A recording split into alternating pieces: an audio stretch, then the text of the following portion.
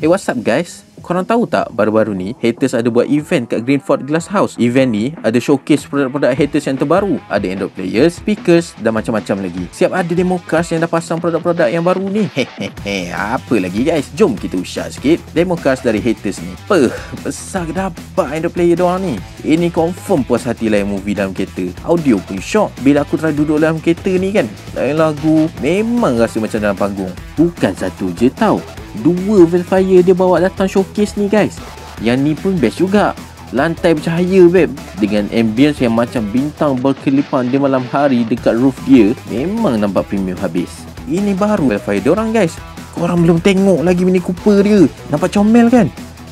Tapi bila pasang lagu berdentum-dentum, aku pun terkejut. Kalau korang tengok Mini Cooper ni open roof kan, mesti korang dah terbayang-bayang betapa syoknya bawa kereta ni night drive kan. Dengan audio yang cunya, memang orang kata healing habis lah.